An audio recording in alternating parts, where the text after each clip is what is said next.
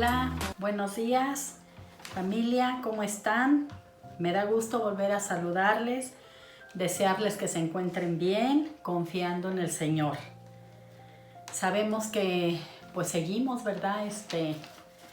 Seguimos encerrados en casa, seguimos guardados y pues a veces hay como desesperación en nosotros, a veces hay como angustia, a veces hay como aburrimiento o pues diferentes emociones, ¿verdad?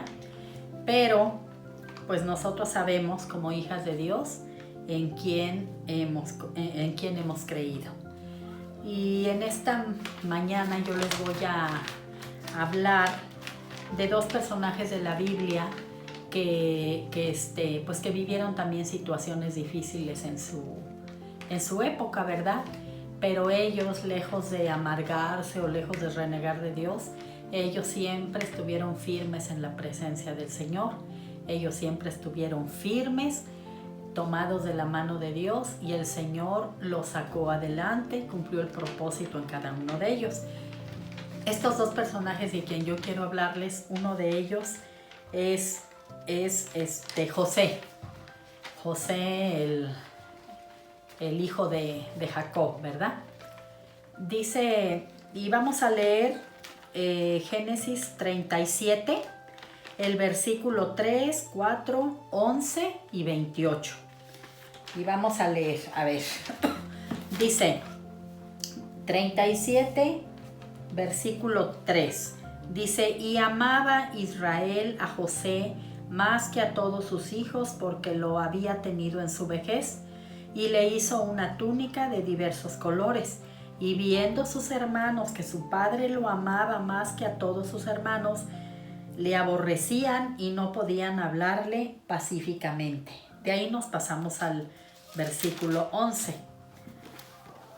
Dice, y sus hermanos le tenían envidia, mas su padre meditaba en esto. Y nos brincamos hasta el 28, donde dice, y cuando pasaban los madianitas mercaderes, sacaron ellos a José de la cisterna y le trajeron arriba y le vendieron a los ismaelitas por 20 piezas de plata y llevaron a José a Egipto.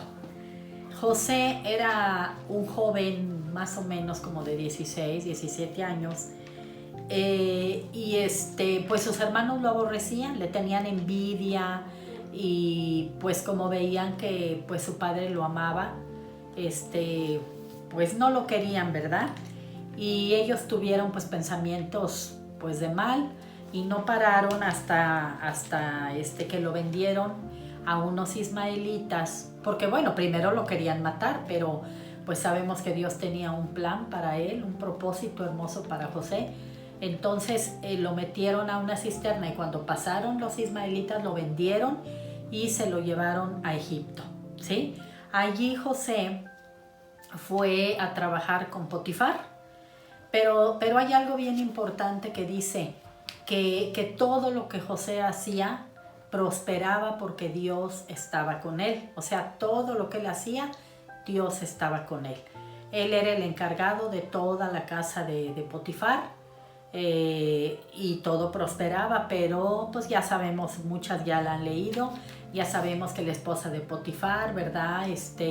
Se atrevió a decirle que le gustaba y José siempre huyó y entonces pues fue a dar a la cárcel porque fue acusado injustamente y lo llevaron a la cárcel. ¿Pero qué pasó en la cárcel?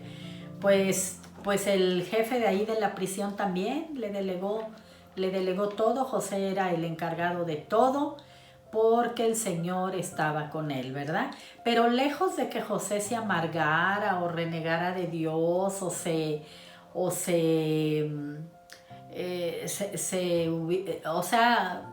José que se hubiera amargado, pues no, José siempre estuvo tomado de la mano de Dios y siempre esperando en Dios, porque de alguna manera, pues yo creo que él sabía que Dios tenía un propósito para él, ¿verdad?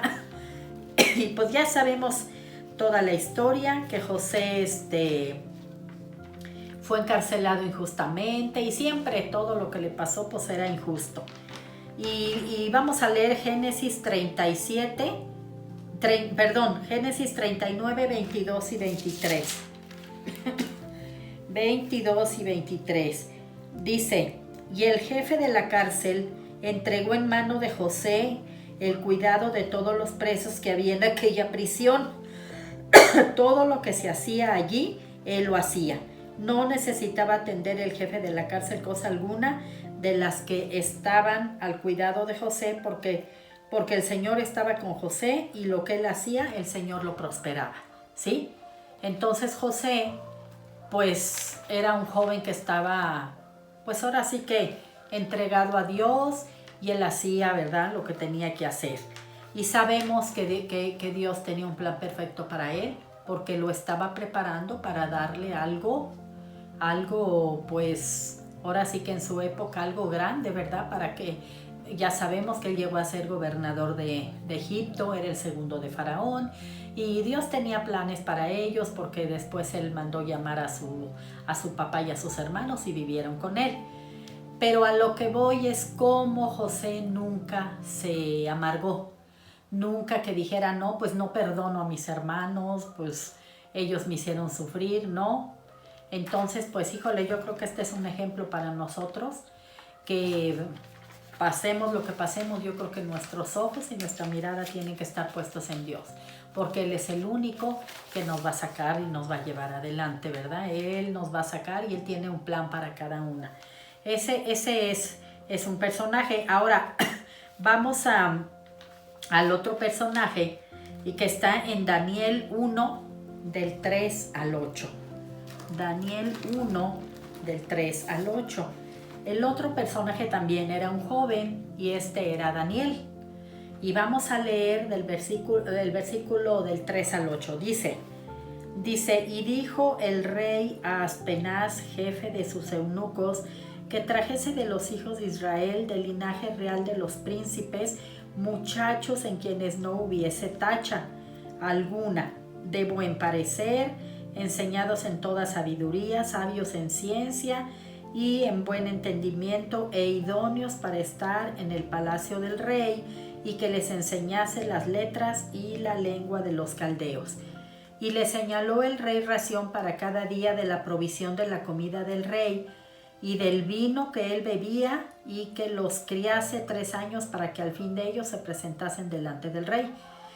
Entre ellos estaban Daniel, Ananías, Misael y Azarías de los hijos de Judá. Y vamos aquí al versículo 8, dice, y Daniel propuso en su corazón no contaminarse con la porción de la comida del rey, ni con el vino que él bebía. Pidió, por tanto, al jefe de los eunucos que no se le obligase a contaminarse. Daniel estaba cautivo en Babilonia. Se los habían llevado a Babilonia, estaban cautivos, era una época difícil para ellos. Pero, como les vuelvo a repetir, Daniel nunca se amargó, nunca renegó de Dios, nunca se desesperó, sino que él, al contrario, se tomaba de la mano de Dios, se tomó de la mano de Dios, y él siguió adelante, cumpliendo con lo que tenía que hacer, pero Dios estaba con él, ¿verdad? Dice aquí el libro de Daniel que él oraba 3 veces al día, y él no se contaminó ni siquiera en la comida, pues menos en lo demás, ¿verdad? Era un muchacho que nunca olvidó los principios que le fueron enseñados en su pueblo. Entonces Daniel también fue un joven que se tomó de Dios. Él no se amargó. Dice, Daniel, a pesar de estar cautivo, nunca se olvidó de las enseñanzas de su pueblo, y se tomó de Dios con todo su corazón. Así nosotros, en este tiempo difícil que estamos pasando, busquemos solamente a Dios, y no vayamos tras las cosas que el mundo nos ofrece, o cosas que nos alejen de Dios, o irnos tras un iluminado, o tras una voz que nos hable que no venga de Dios. Entonces, así como Daniel y así como José, pues yo creo que estos son ejemplos para que nosotros nos tomemos de la mano de Dios y seamos fieles a Él, porque solamente en Él vamos a encontrar la victoria, y solamente en Él vamos a salir adelante, ¿sí? Entonces mediten en su corazón esta palabra y que el Señor les revele que solo en Dios hay salvación y solo en Dios hay victoria.